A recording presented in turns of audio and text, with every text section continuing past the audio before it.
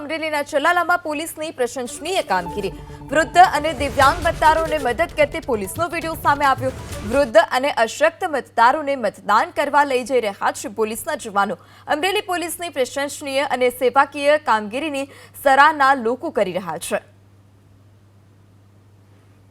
તો અમરેલીના ચલાલામાં પોલીસની આ પ્રશંસનીય કામગીરી સામે આવી છે કે જ્યાં વૃદ્ધ દિવ્યાંગ મતદારોને પોલીસ મદદ કરતી હોય તે પ્રકારના આ દ્રશ્યો લોકશાહીના પર્વમાં લોકો જોડાઈ શકે, પોતાના મતાધિકારનો ઉપયોગ કરી શકે તે માટે પોલીસની આ સરાહનીય કામગીરી।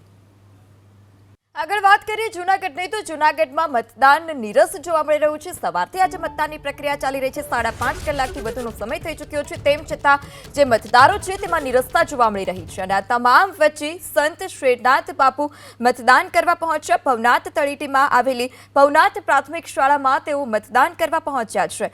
ભવનાથ તળેટીમાં આવેલી પ્રાથમિક શાળામાં સાધુ સંતોએ પણ મતદાન કર્યું છે। તો આવો આપણે સૌ સાથે મળી એવી વ્યક્તિની નિયુક્તિ કરીએ નગરપાલિકાને માટે કે જે કાયમને માટે લોકોને સહભાગી બને।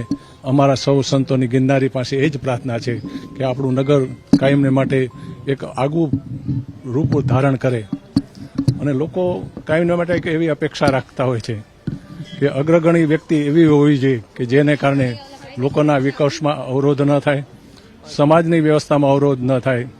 તો સવિશેષ કંઈ ન કહેતા આવો નગરપાલિકાની ચૂંટણીમાં આપણે સૌ સાથે મળી યોગ્ય વ્યક્તિની નિયુક્તિ કરીએ।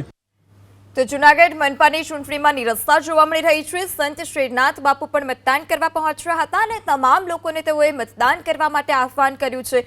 ભવનાથ તળેટીમાં આવેલી ભવનાથ પ્રાથમિક શાળામાં મતદાન કરવા પહોંચ્યા શ્રેનાથ બાપુએ લોકશાહીના પર્વમાં ભાગ લેવા મતદારોને અપીલ કરી છે। ભવનાથ પ્રાથમિક શાળામાં મોટી સંખ્યામાં સાધુ સંતો પણ મતદાન કરવા પહોંચ્યા।